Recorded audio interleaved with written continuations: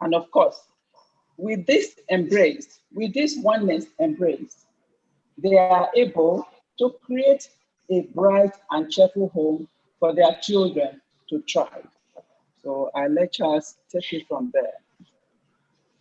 Thank you, Gloria. But Charles, let me just contribute to what Gloria said by reminding us about, if you like, the fundamentals of marriage. Marriage is about love. Love has two desires. The desire for the happiness and success of the beloved. And secondly, ultimately, unity. In marriage, the two desires of love, happiness and success, and unity are fulfilled. At our wedding, on our wedding day, we are reminded of the importance of unity in achieving happiness and success in marriage. And a lot of symbols and signs that are presented that demonstrate that vividly. If you're from a part of the world, this is done 3 times. At the traditional wedding, at the civil wedding in the court or registry, and in the church. I like to say at each of these occasions, you are symbolically welded, if you like, bolted together. At the first instance, it includes the family. But what we see is that when you identify your bride at the traditional level, and the elder pronounces his blessing, you hold each other's hand, we see the joy and happiness that envelops the crowd and the family. This is repeated in the court, at the registry, and sacramentally, which is the final sealing in the church. I assume the same thing happens in the mosque. This is symbolic. Now, the point here, though, is that if I seek the happiness of my wife, and she seeks my happiness and success, we seek each other's happiness and success with the objective, we will bond more. And this is really why I'm glad you mentioned FCR in your introduction. At the Married Couples Relationship Program, we encourage couples to hold hands. For Gloria and I, when we hold hands, the adrenaline flows. I guess I'll come back to that again later. But the point is this, that when you seek the happiness of each other, there's that goodness that envelopes you and the house. You create a happy and joyful environment around the home. And seeking or proactively seeking the good of each other. And what you have, therefore, is that bright and cheerful home, which Gloria mentioned very vividly, which Jose Maria made as if you like, as an objective for married couples. And I think we cannot overemphasize unity. It is when you are united in the pursuit of love, you find happiness. And all the challenges and difficulties Gloria talked about can then be overcome because you are seeking the good of each other. Oh, thank you very much. Thank you very much, Joseph. I mean, I was drawn into your analogies and examples. Yeah, and it's quite very clear to me here, the adrenaline and all that. So if you say oneness is so critical for sustaining happiness in marriage, let me ask the Equems, what does it mean really? You know, that couples have to be completely open to one another? What does this really connote for marriages? Okay, I wanted to hold my husband's hands to find out if the adrenaline would flow. And I think, the more you try it, the more it flows. Well, talking about oneness oneness in marriage, some things will have to lead to this oneness, because first of all, you have to build the foundation of your union on love. And once you've agreed, like Mr. Sezwa said, that love is seeking the greater good and happiness of the other person, then you have no reason not to be open to your spouse. And openness here involves trust, confidentiality, reliability amongst the people that are in this union. That's the husband and wife. And trust, which is very fundamental, is not an incident. It's a journey that is deliberate, because you build on it every day with all the activities that go on in the home, keeping nothing to yourself, because you really need to spill it all out, no matter how unsavory it might be, to the knowledge of your spouse. And where you have even found yourself to have kept some things, at some point you're going to still do it, because every little act that poses the danger of distrust will keep eating at the relationship. Because once trust is lost because of lack of openness or sincerity, honesty amongst the people who are involved in this union, then they are being set up for serious challenges in the family. And this conscious effort is what is required of couples to make, so that in enjoying their relationship, they are not looking behind their back, wondering what is going on. Is he with me? Is she towing my lines? Are there surprises along the way? And when you know that this trust has been built, then the bliss is assured in the relationship. I guess Kingsley will have other things to add. Yeah, I'm going to have to hold my wife's hand too, also to feel her temperature, to be sure that adrenaline is running. In marriage, each time I watch my wife speak about our marriage, for instance, I admire her. I even find myself loving her even more, because I see so much passion and so much love. But having said that, there's something a bit strange in a pleasant way about marriage. It's not like science, where they say 1 + 1 is 2. 1 + 1 is 1. So Angela and Kingsley, if you like, you can say Angela and Kingsley is a whim. So when I look at myself and I ask myself, what is going to make me happy? What is going to make my wife happy? And I said, will I be dishonest to myself? Will I like transparency to myself? Will I like to hold back things that should be able to make me function properly? The same thing applies also as it concerns Angel, for instance. Now, and I ask myself, what is that thing that will be able to make me happy, to make us happy? And I say, you know what? I naturally want to donate myself to her. I naturally want to be inclined towards listening to her, to make everything that is in me, whether it's talking the way I talk, whether it's the way that I breathe, if you like, whether it's the way that I eat, whether it's the kind of football or the movies that I watch, I try to make it to work for her. And how does it work for her? It works for her because it's not a function of my trying to make her to live what I need her to live for, but it's a function of allowing her to live what she needs to live for. Of course, obviously, it has to be something positive, but there is nothing that is negative in marriage. Such a wonderful and a beautiful institution. I can tell you, before we got married, I used to be a little bit scared. I'm coming from a legal background.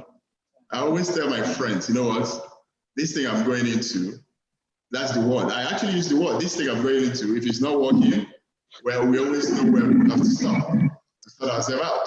But eventually we discover that that's not the right way to go about it.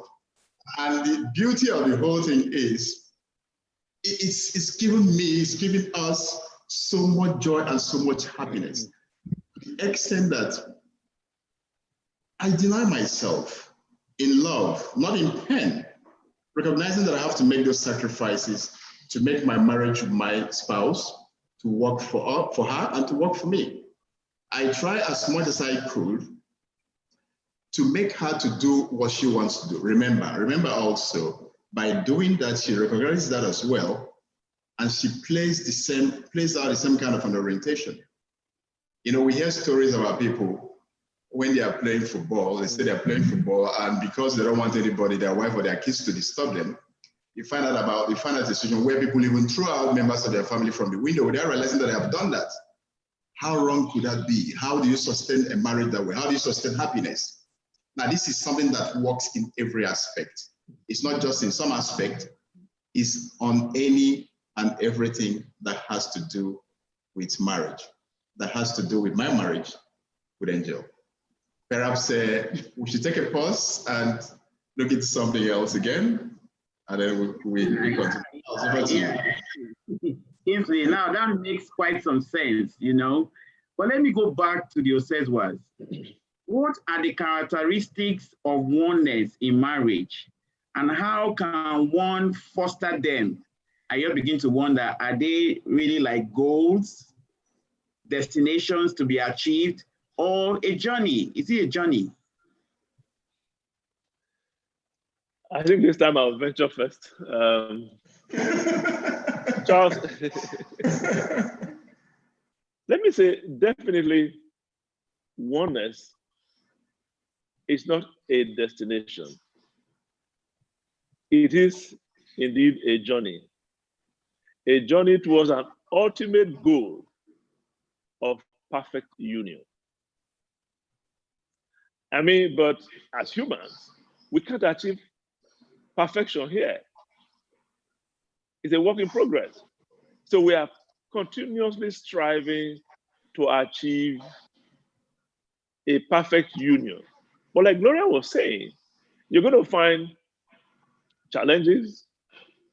We're going to be tested for that love. Remember, it's a journey of love, happiness and success, and ultimately union.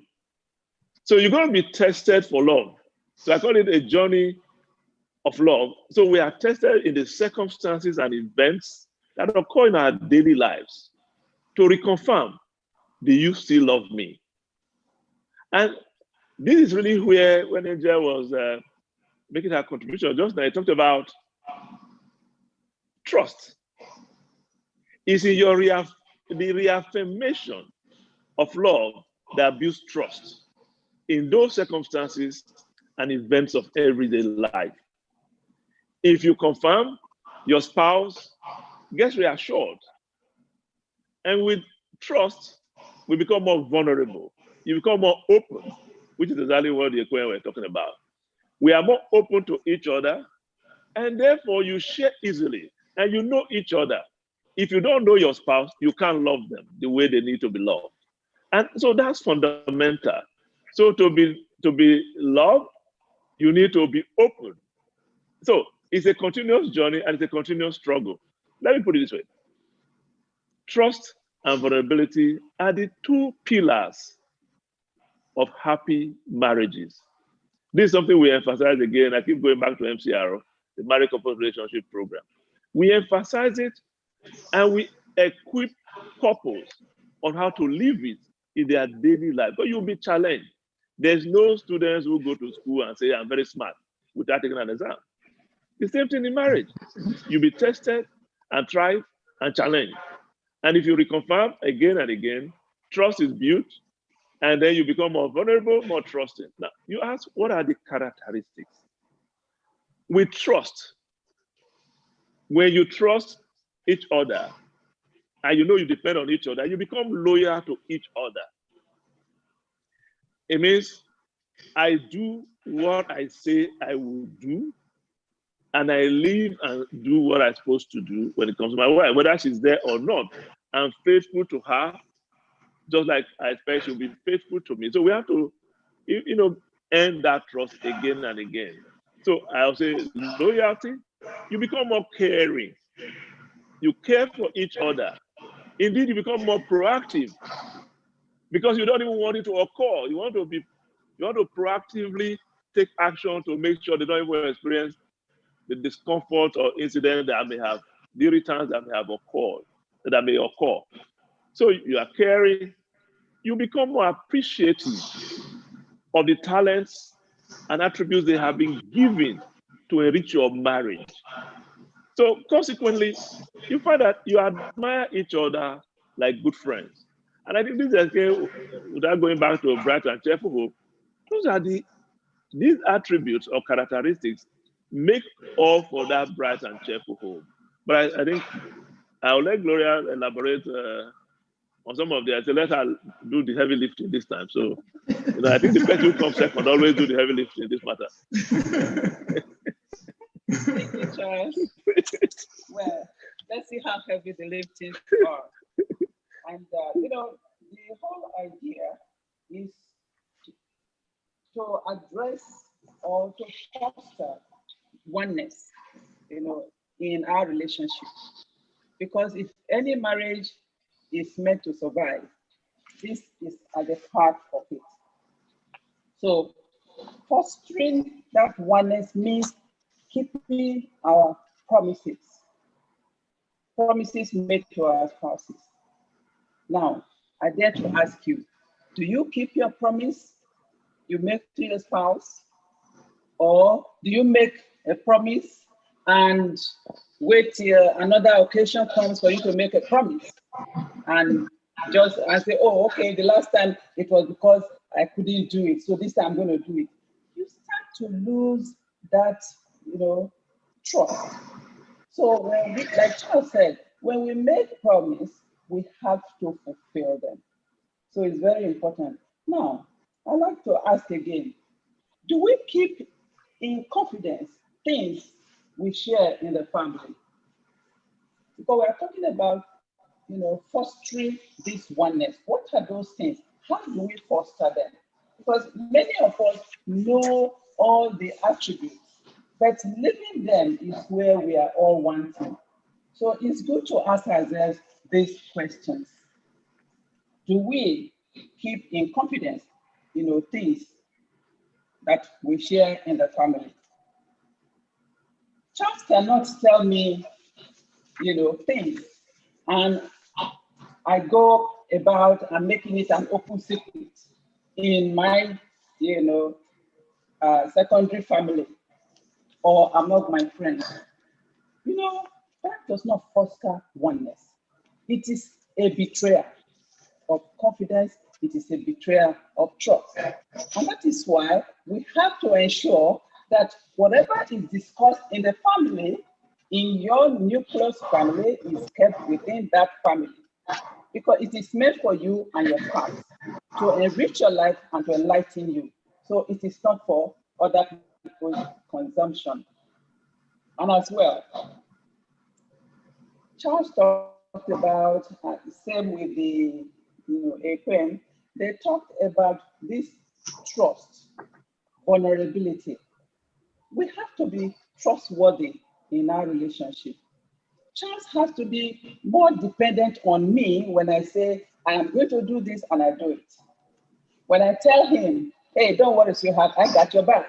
And he knows that really nothing will go wrong today or wherever it is that claim has been made.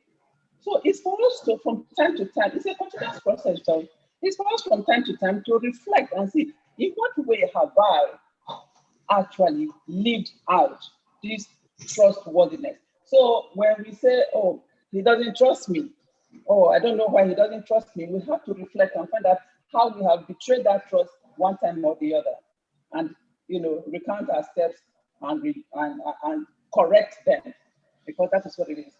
Now, for loyalty, talking about your spouse, their weaknesses, outside your home or with whoever it is, that doesn't show loyalty. My responsibility is to project, his good efforts, his capability and strength. The weaknesses we have to deal with in the family. So Charles has already dealt with admiration and appreciation But we have to be able to let our spouses know that we admire them. We shouldn't let pride or jealousy stand in the way of our doing so, because that is what encourages the individual to strive more, to let you in, to let down their guard, to admit you into their emotional world and to transform it. And that is how you actually acquire what we call the couple energy. Oh, thank you. Thank you very much. Let's wrap this up very nicely in looking at the circumstances. Now, living out this oneness in marriage. So what are these circumstances? Where are the circumstances where couples can cultivate and nurture these attributes of oneness in marriage? That moves me to the Equems. Kingsley and Angela, let's go. Okay, so it's going to be me this time, Angel. Well, it's so interesting. Yeah, when you listen to people that have 4 decades experience in marriage, then obviously try to grow wiser, and we've been able to talk about things that foster trust, as it were. Well, one thing to me, a little bit on the periphery of what the question you asked, has to do with the kind of values that we expect to uphold in my marriage with Angel. It is so important. What kind of impression is going to be expressed about us, even after we have gone? Is it likely that it's going to be something that will be very uncharitable, something that is not nice, something that will be more like opposite of virtues, as it were? And in trying to think about those things, it makes me even try to work a lot harder. And I can say, I try to do and take steps on such things that will be able to end the trust that she has in me, in everything. Is it in terms of the kind of children we want to have? Is it in kind of the way that we deal with people, how we relate to people? Is it in terms of the work that we do? Is it in terms of finances that we handle or the investment that we have? I can tell you, there is nothing that I can do in my small corner that Angel cannot do. Because we believe that we have ended it in our marriage. And we believe also that's part of the things that has given our marriage character. I can tell you also that at each point in time, I have an idea what my wife is doing at a particular time in the day. I could guess reasonably. No, I don't think it's going to be in that place. And it's because she has done so well in trying to earn my trust. And I suspect too, please correct me if I'm wrong. I suspect. You're still working in progress. I've done also. For her to be able to evaluate. And marriage is not just about ending this trust or talking about the character. It's not just about the present. No. It's an engagement of love and sacrifice that I have with Angel, not just now, not just tomorrow, but it's forever. So if it's about singing a love song to her that will make her to be happy, you might well have a horrible voice, but I try to work on that. And you discover clearly that love songs do not have expiry dates. I'm not aware of any love song. Perhaps the Osesuas can tell us because they are in this business for about 4 decades. Is there any love song in the past that seems to begin and probably will end at 2:30? Love songs are love songs. They always love song. My marriage is a love song, and I would like to sing it forever. As the challenges present itself, the love songs are there to endure, to take care of it. And so that way we'll keep going. But then let me go back to my wife. She has this beautiful way of wrapping up the shortfalls in what I've said and what I haven't said. No, I can only add to what you have said, because when we talk about unity in marriage, we're not actually referring to uniformity, but we tend to speak, to the cohesion with which the couples are living out this their beautiful relationship called marriage. And the unity is shown in their shared values. That does not mean they have to always agree on everything or have the same opinion on every issue. No, but they will have to do it in a way that there will be a convergence of all these, divergent opinions, so that, they will now have to present this value system that they even live in their own home. So the circumstances, it involves so many things. The discipline of the children, the choice of schools the children will have to go to, the kind of education you want to put on them. He spoke about the investments that can be agreeable to the couple, that will be for the good and greater, good of the family. They agree on these things, where to live, even sometimes choice of vacation destinations, because you never know the kind of little things that can trigger off, any altercation in a marriage. So you have to think about all these things and the consistency you have in the show of affection. Even when you've quarreled, we've lived with people in the house who sometimes come to me and ask me, and say, don't you ever quarrel with Uncle Kingsley? I say, of course we do, but we've never quarreled to the point that it's carried over to the next day, and he's a great person in saying he's sorry. I say my own sorry in a different way, but his own comes, he comes out really quick with the apologies and all of that. I could maybe drag it on for some time, but at the end of the day, yes, I know that for my own sanity and for the good of the marriage, this is something that we need to do. So the circumstances where you live and oneness is vast. It covers everything, even in the choice of where to live, the kind of clothes you wear and everything, but basically the values that you promote in your family, because that is what the children will see, and that is what they will emulate, and that is what will stand them well in their growth and developments in the future. Yeah, I told you. See what I mean? Now we have to go over to the Q&A section. Please post your questions in the Q&A section. And you can vote for questions already asked. So that gives it a higher rating in selection of questions to be answered.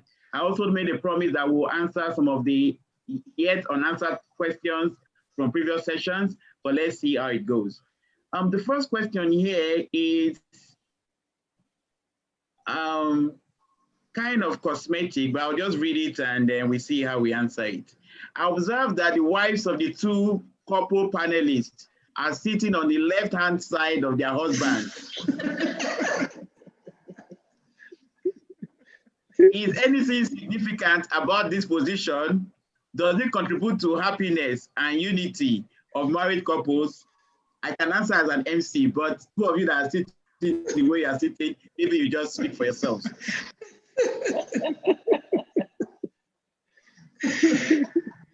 Well, I think the MC should answer it.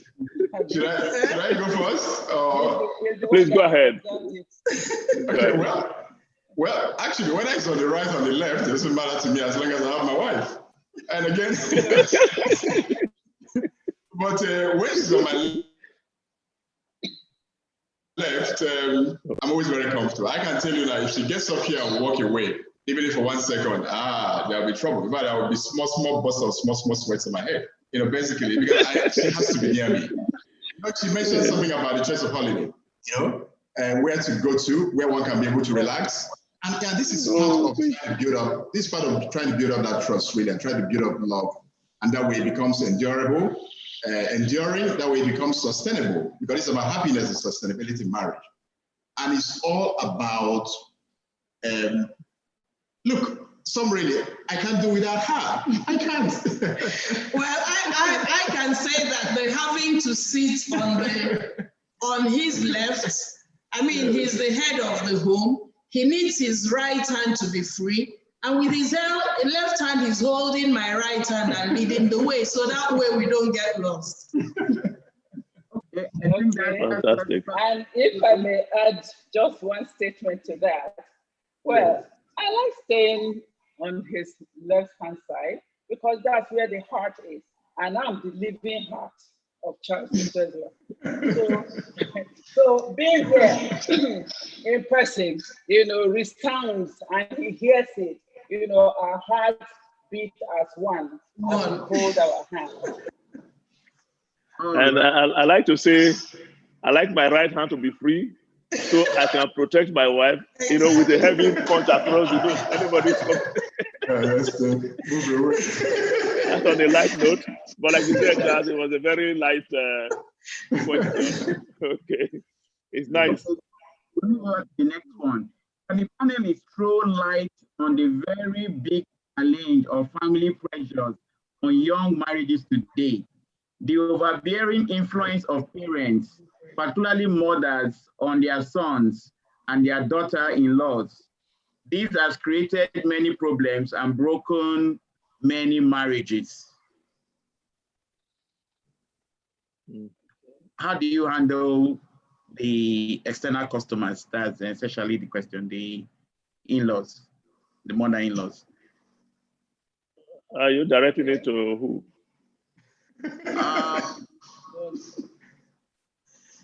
I think we just okay. Maybe says well. We'll take it. We'll take it. Okay. I think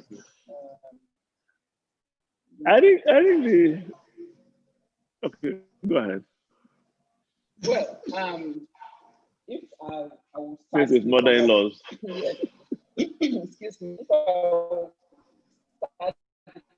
I am a mother-in-law as well, so I can, I will stand in here for the many that are out there. But what I've always told, young couple is the fact that, whether your mother-in-law or your mother and all that, you see, the interesting thing there about them being overbearing as it appears about their sons. This is a young man who was had by one woman, and the same young man who is being loved by another woman. So the poor man is in between two lovers. So the context there, everybody wants the good of the man. So what I always tell them is, to the young ladies who are married to these young men, I tell them, your mother-in-law will not be your problem if you love them the way you love your mother. You see, there's always this misconception that mother-in-laws, they are witches, they will kill you, they will not let you marry. Once you have that behind your mind, it presupposes you go in with your biases and you start to confirm them. But if you are able to disabuse your mind and see your mother-in-law as your mother, because you are loving her son, and for that, because you love her son, you love everybody that he loves. Once you have that universal mind, you find that you will find peace and you find harmony, in your relationship with your mother-in-law. I have a very good example that that I've lived how many years now that I've been married. My mother-in-law is my best friend. If she wants anything, she calls me, and I chat with her like I would deal with my mother because I love my husband. So I don't want to empty everything, so I let the others have something to say. It's you and I. But let me say something or have something to say. Can it be me? No, I think let me say, I think it's us. Yes. But just to add to what Gloria has said, the role of mother-in-law, I think, is the test of leadership of the son. And I'll give a personal example here. Just like Gloria said, my mother loves me. Let me tell you a story. I think a story I tell at the MCRO weekend. And I say, look, going home, we all go home for holidays and all this good stuff. I used to drive my Volkswagen. I go to the village. My mother likes to stay in the front seat. But now I'm married. I go home with my wife and sometimes my kids. These are the early days. and my wife has to stay in the front seat. But there's a particular day we are going out after church. My mother sits in the front seat. What do you do? My wife coming, sees my mother on the front seat, went right back. I know if there was always a standing rule. I think we need to discuss freely as couples to avoid any. It's a matter of understanding.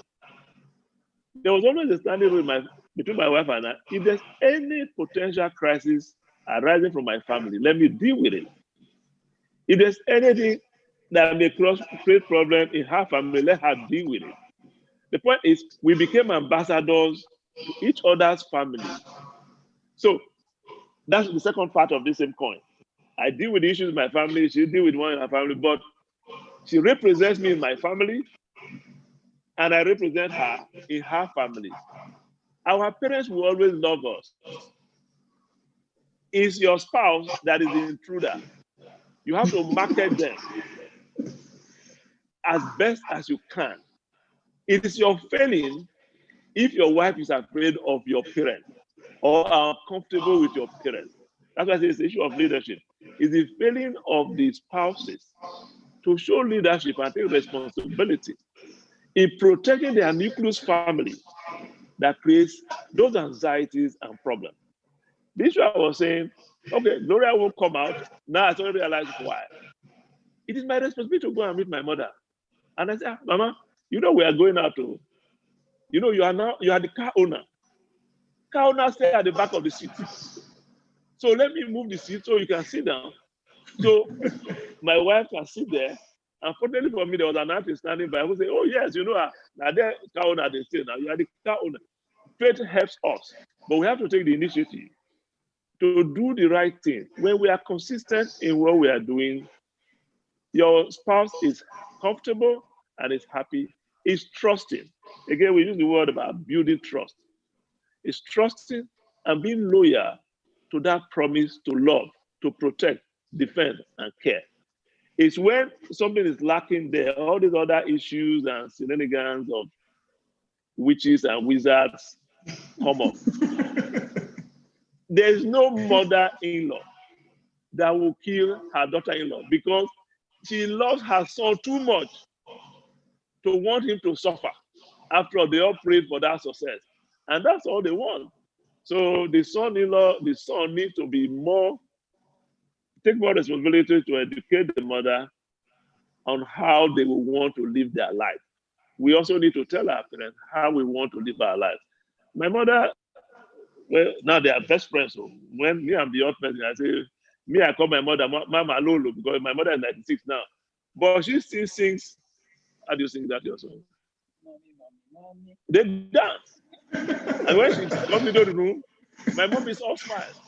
But me, I say, oh, Mama Lolo, how you did? She's living with me here, so no problem. But I think it's a relationship you build. Fortunately, she's been very responsible and wonderful. But we all have to make that effort to create that harmony in the family, the bright and cheerful home we desire. It's about a mission. It's a mission of love. Our effort in marriage should be to love those my wife loves because I love her. She loves those I love because she loves me. It's the sacrifice we must make to create that harmony in the family. It's an extension of our love. Sorry, I think I may have gone a little bit too far into this one. The younger couple want to make one or two comments, just one comment on this, so that we'll move on to other.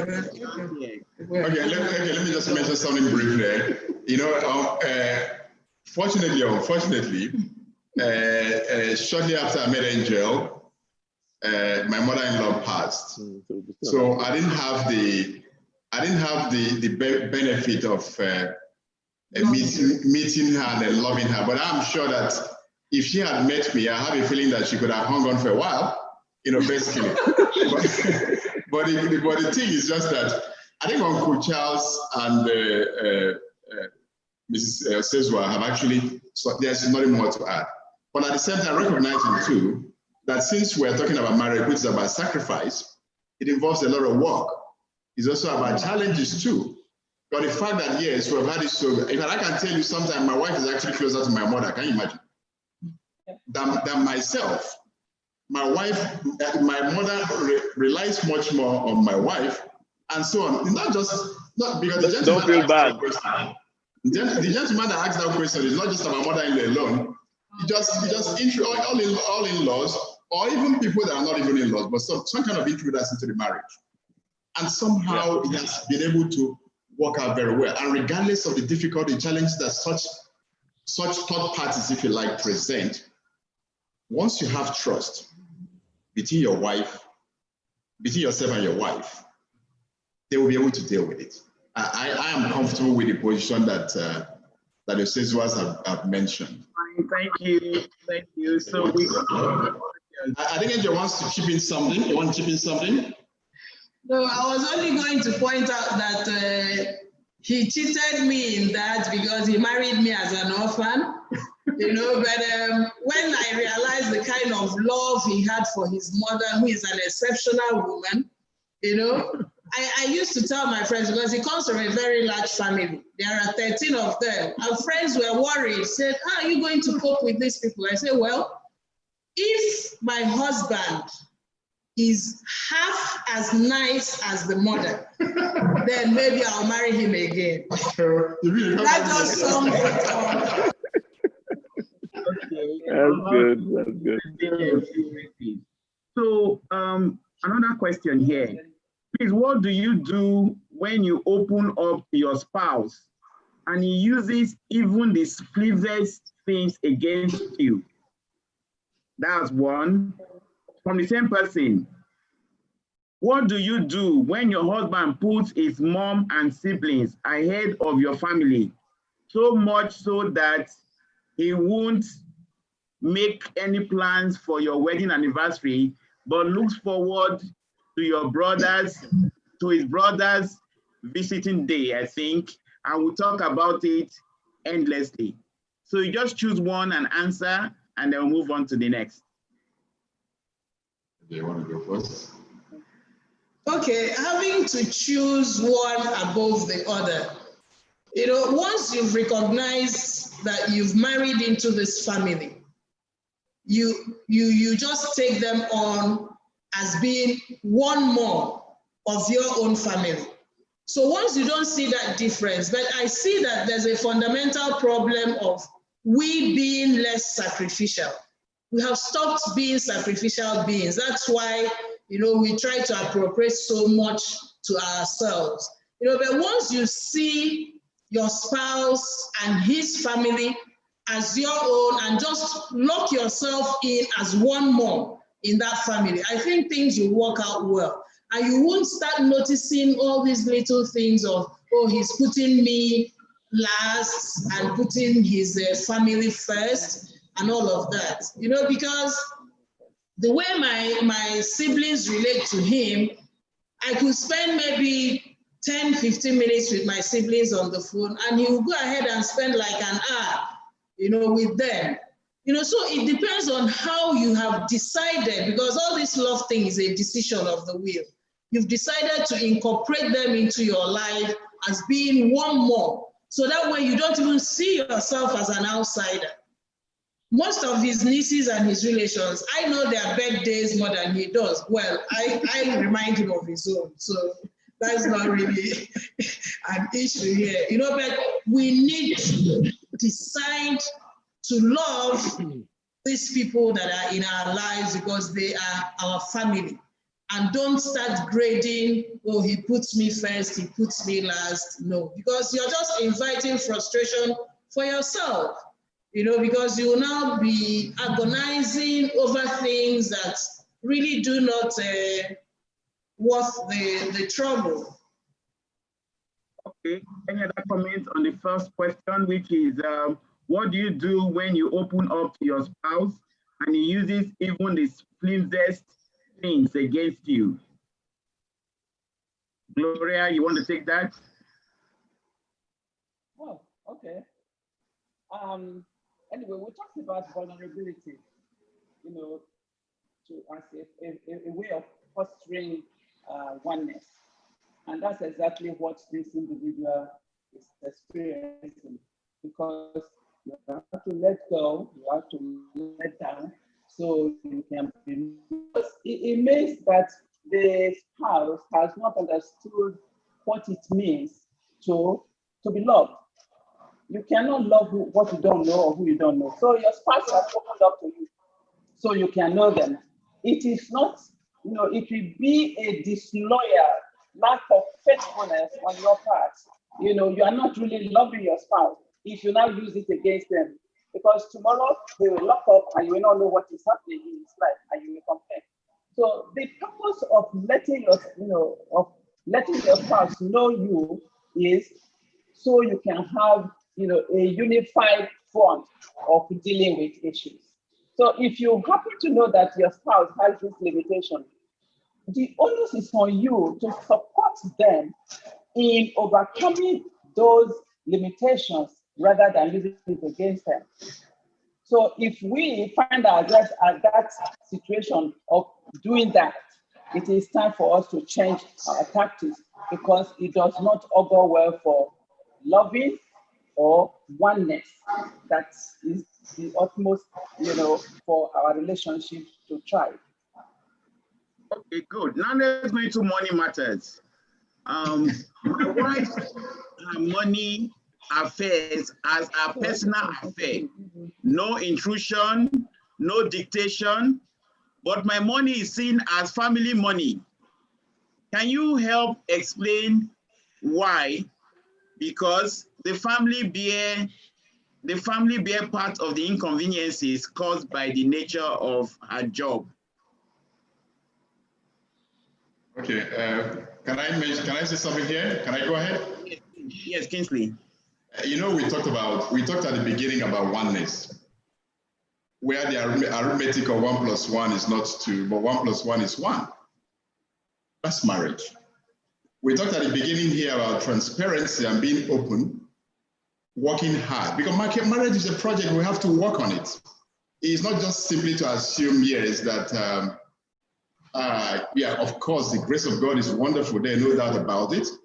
But the same God expects us also to show a lot of commitment and make a lot of sacrifices towards working for the success of the marriage. So why would a spouse regard your money is your money? Now, in my view, there's a difference between administration of sources of income as distinct from the kind of orientation you have in residential ownership. If I am to tell you about my own experience in our own little corner, there is nothing I could do about our finances that Angel cannot do, and I'm glad with that. There is nothing that she can also do that, or what I can do that she will not be happy with, and that's fine, and it works best for us. So I think couples will have to struggle more in trying to realize and appreciate much more the value of the oneness and the unity of purpose which they have and share in marriage. It's not about I, it's about we.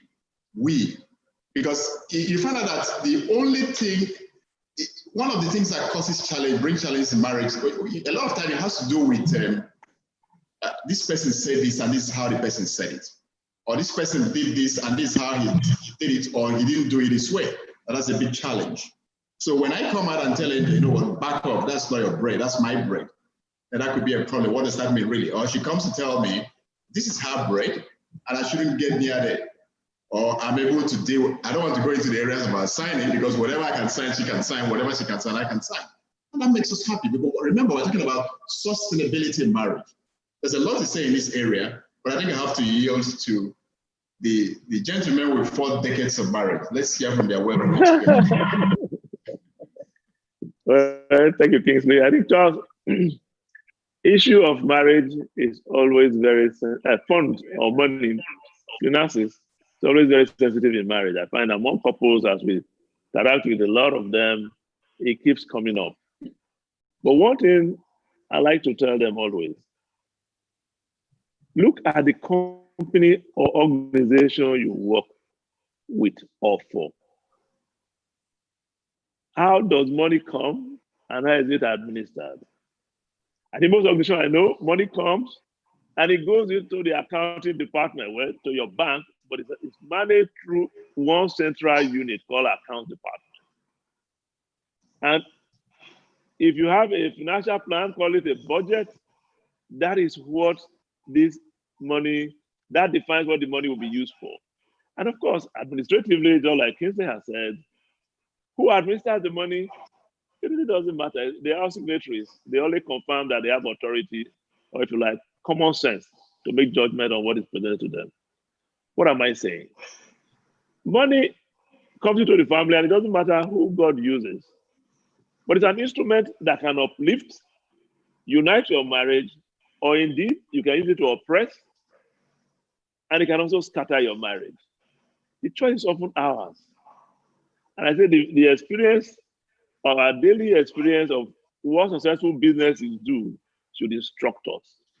But the other thing is that you find people very unlikely, even chief executives. They'll say, no, it's my money. She doesn't need to know about it. I give her. No, it doesn't work that way. A family is a project. And the money is, you earn money, my wife earns money, I earn money.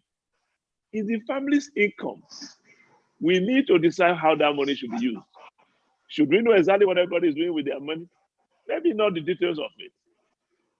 But what those broad things that are important to the family should be planned for. And then everybody flows with it. Who administers? I tell people, I don't go to the bank.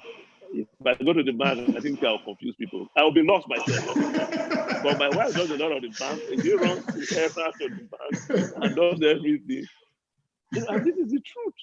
Because I've taken myself out of administration a long time ago. And I think, anyway, there's so much, like Kingsley said, to be said about this subject. But we need to remember, if your money is not uniting your family, you are doing something wrong. If it gives you extraordinary power over your spouse, you are doing something wrong. Your money should unite and should uplift your spouse and give them that confidence that you love them and you trust them. And your family should feel that comfort of the united approach in managing the resources God has blessed your family with. Okay, so we go over to issues of communication. Okay. Clara, you want to say something? Well, anyway, I just wanted to make a statement, which we are used to, saying in our own family. Your money, my money is our money. So it doesn't matter where the money comes from, it's our money to be dispensed. And that money is only a messenger. Money is not an end, it's a means to an end. So to use it for the family, like he said, to achieve greater objective is the purpose. The personalities of the individuals might, affect this a little bit.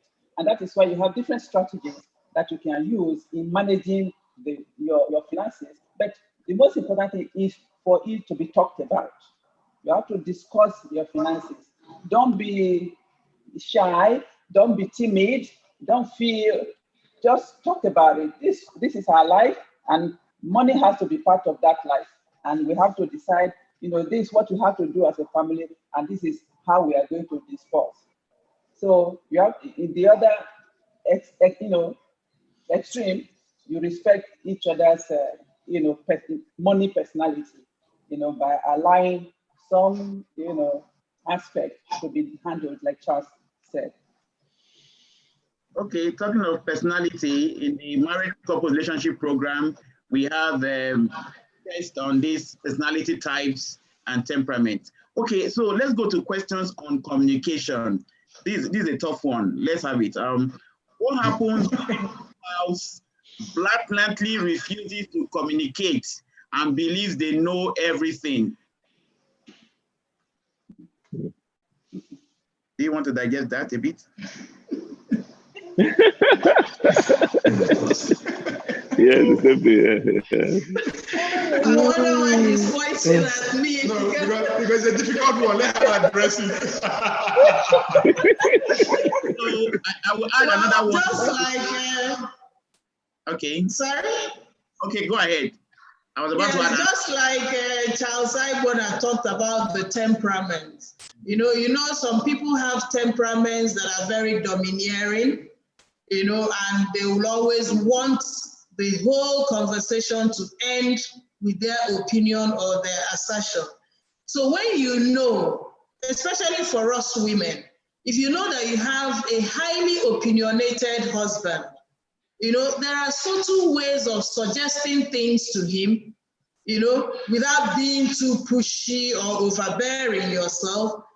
Even if it's ideas that you know that he may not buy, but the way you also present it, then you let it be. At some point in time, maybe in his quiet time, he will now think over whatever it is you have suggested, you let him own that idea. At the end of the day, you've still gotten your satisfaction of having the thing carried out. But the way you have said it, because it will always want to, he will always want to have the upper hand in the conversation. And sometimes you just don't rock the boat. If you know that the person is not going to allow you air your views, or that he will always want his own views, to be carried. What do you want? What do you seek? Peace, right? Okay, once he's not suggesting something evil to you, you let him go ahead, and in your own good time, you bring up your own views, which he might just, in his humility, accept as the correct point of view. But because when you now start challenging him, why will it always be your view? Must it always be your opinion that will be carried? Then you're creating tension that is not needed. So the manner of speaking, the temperament of your spouse, these are things that must always be at the back of your mind when you are raising up issues and arguing about stuff. Any other comments? Go move to the other question on Hello, Charles, are you there? Yes. Any comment on this, or we'll move over to the next question? How can one handle a marriage where the husband bases his love only on sex, which means situation where he did not get the sex, he assumed there's no love again? No.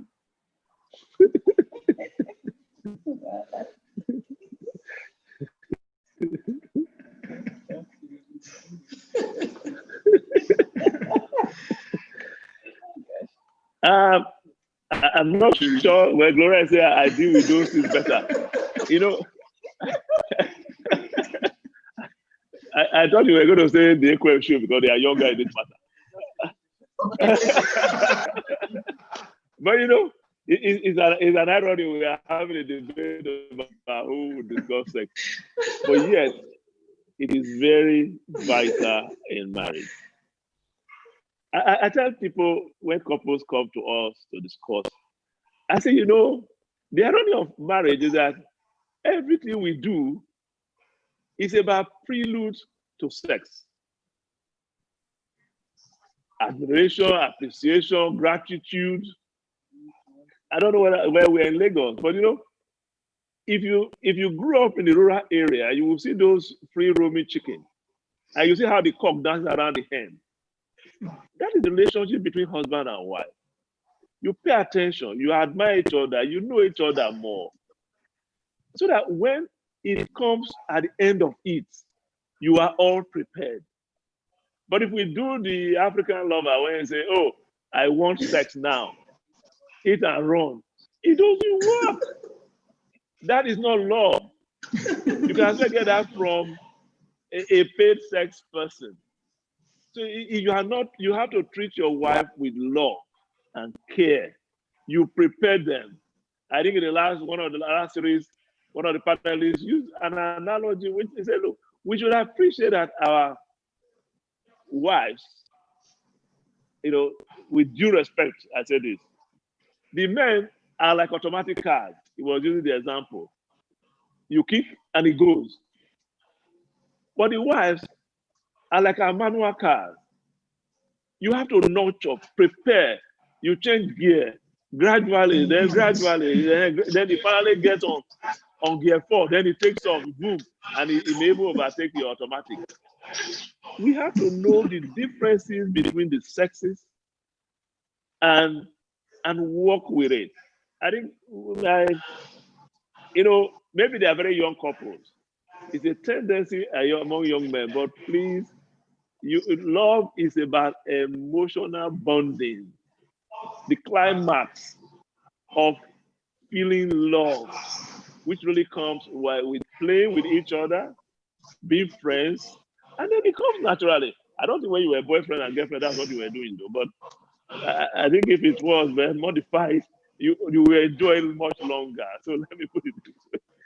So just to add to what Charles has said,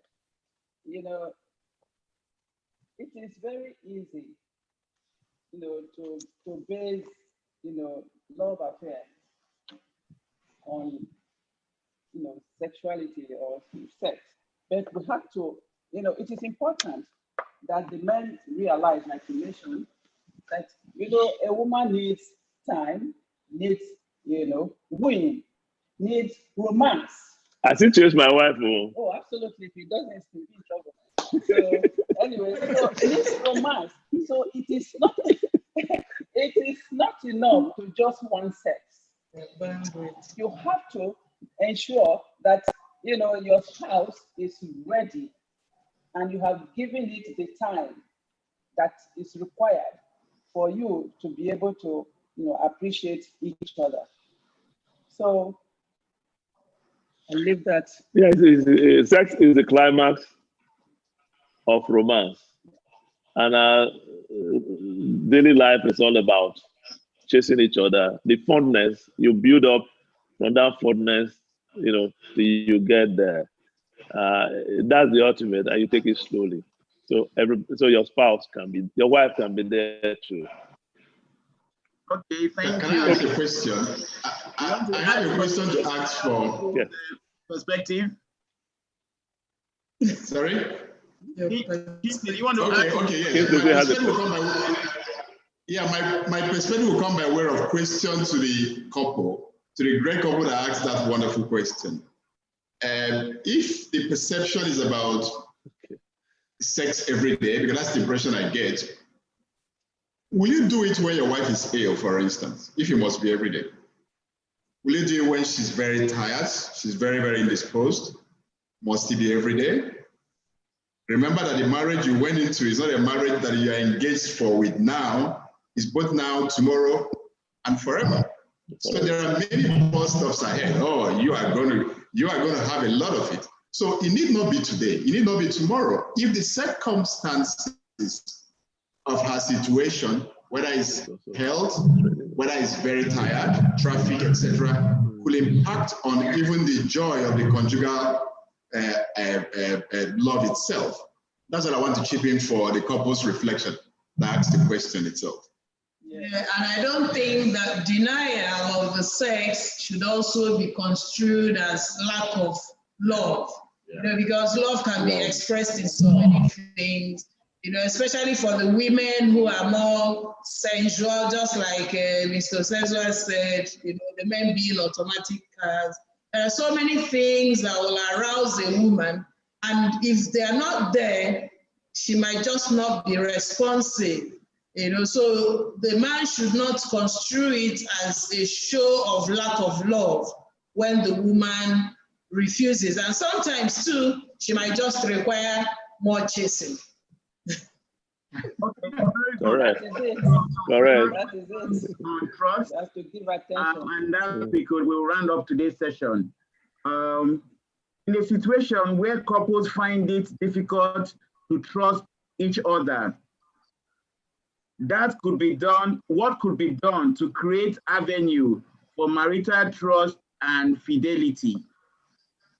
Something related to that also is, where the trust of marriage is broken in less than a year in the marriage by the husband, what happens to that marriage? So trust issues. What do we do when they find it difficult to trust each other and when the trust has been broken? Okay, I guess we can go first so that the assessors can actually wrap up, with their insightful contribution. Because this thing of trust, is like a beautiful flower vase that when broken, yes, you can say that it will be difficult, to get it back to its former shape, but from the broken pieces too, you can actually create something more beautiful than what you had before by consistently doing right by your spouse. Because that's why I said when people trust themselves to the point where you could actually say what your spouse's reaction would be in a particular situation. And we have so many trust issues right now in so many marriages, infidelity, abuse, both emotional and physical. All these things work at eroding the trust that we had before entering. But when you enter, that's why I said trust is not the destination, is a journey. It's something you keep feeding. And you keep feeding it by doing right by your spouse, even making excuses, forgiveness, because when you are forgiving as a spouse, it actually strengthens you. It makes you a very strong person and you withstand so many of these things that will come up. There will always be trust issues, but when you have also decided, that's why we keep learning that love is a decision of the will. You decide to love. You don't feel like loving. So when you know that trust, something is eroding it or something is working at its destruction, of course, it's also your own resoluteness to work at it and create something more beautiful out of the broken vase. Okay. Kingsley, you're not in agreement or you want to? No. I notice that each time they ask a very difficult question. Okay, fine. Because it makes it easy for me. We go to the assessed one. Anything on trust? I agree entirely. And again, talking about this trust has to do with having to communicate more. Wherever you start having trust issues in couples, you will certainly discover there's a gap somewhere in communication. There are gaps somewhere in relationship. They have to look at themselves, how they relate. This trust issue can come by way of the way you speak to your wife, the way you correct your wife. Do you do that fraternally? Or you just correct her as if you're talking to some other person? In fact, we shouldn't even talk to some other person anyhow, but we're all human beings and we all have our dignity. If it's about that communication issues, basically, or about anger issues, perhaps you can try to show more restraint. I think the couple, the gentleman or the lady that asked that question may have to, 1 year into the marriage, where again, we have to expect too, that the first stay in marriage, or of up to 5-6 years, hours we're having our issues on a regular basis, but very nice issues, I must tell you. Basically, for the first 5 years, after that, we started having some kind of stability. At the point we're just cruising, more like an autopilot. Recall that she did mention something about my nephews and this is asking questions about why don't you guys have misunderstanding? We have our own misunderstanding, but it's not something. Can you imagine having misunderstanding when you have the kids around? It's very embarrassing. Now, what values are you upholding?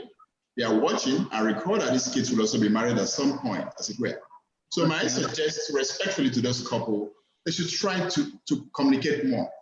Of course, prayer is also important, it's key. Communication is part of prayer as well. There are so much to talk about here. But let's see whether we can get a wrap up from our Queen and King. To say one word on trust so that we wrap up and move on. Well, just following what they have said, I would like to address the aspect that deals with, lack of trust, into, 6 months or whatever, a year into marriage, and they have this problem of trust. So something must have happened that broke that trust. And to amend that is for the person that has been hurt to be asked, how do you want me to make up for this? Because if there is the act of lack of faithfulness, it bruises the spirit and the emotion of the receiver. So to even try to start all over again, there has to be a base, and there has to be a base. So the individual has to be asked, how do you want to be pacified? How do you want me to make up for this? Once that is established, it becomes the beginning point of that renewal. So effort will be put into place. Then all the other things that have been talked about, prayer and consistency, constancy, will now have a basis of affecting, and renewing and repairing, what has been destroyed. So the first thing they have to face is face up to the fact that this has happened. Secondly, we still love each other. Thirdly, I'm ready to make amends. And fourthly, where do I start? What do you need for me to do to amend the wrong that has been done? So at least they will have a beginning position to repair the damage that has been done. Okay, so that rounds it up nicely. Unless Chairman wants to add something. Well, Charles, I think all has been said. I think it's been summarized. But suffice it to say, a betrayal, like Gloria has said, is an injury. And like if you have a cut, it needs to be treated properly. The first aid, you have to clean it, and you do all the necessary things for it to start healing. The relationship has to be reconciliation, if you like, healing. The process of healing must start, and you must start it from properly.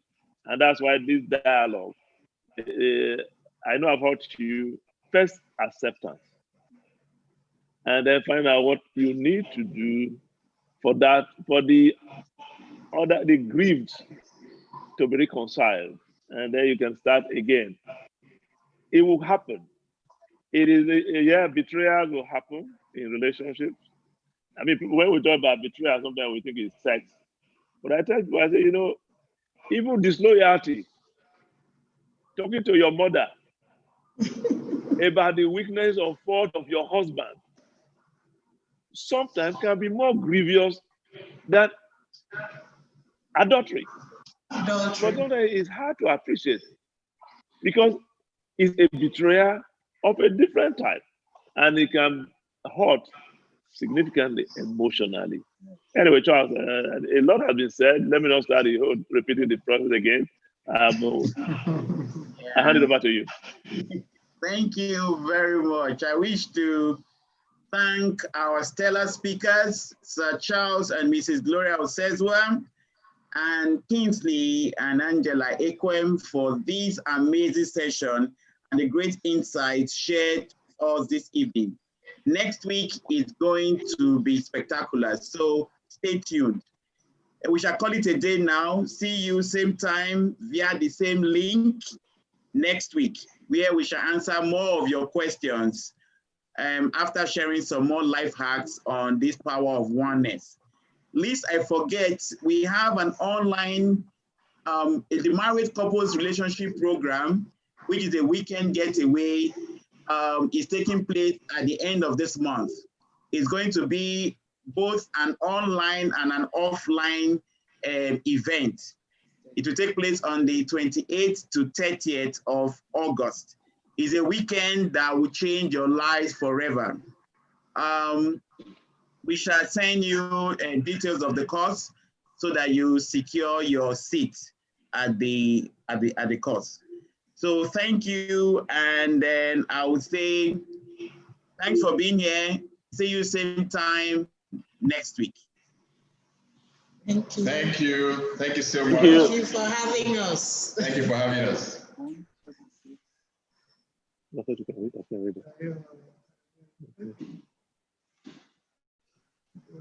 Okay. Restore so we can send.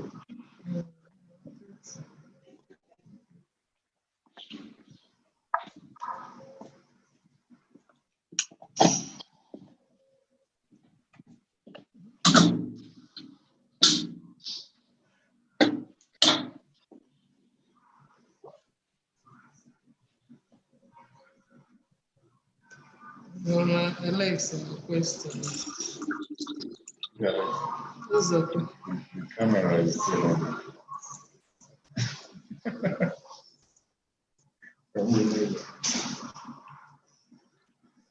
Thank you.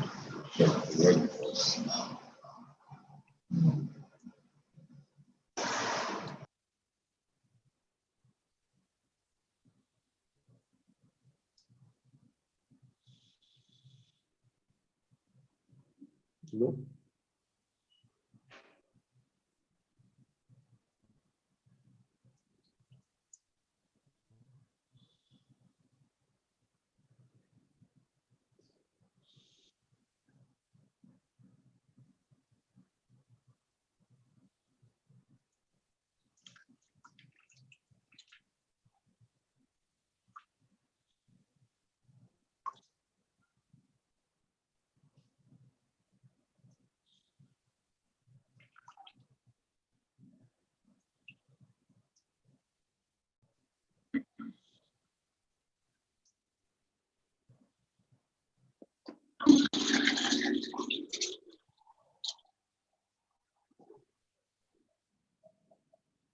Okay, we end the meeting now. We shall send the details of the program to you via email. Good night.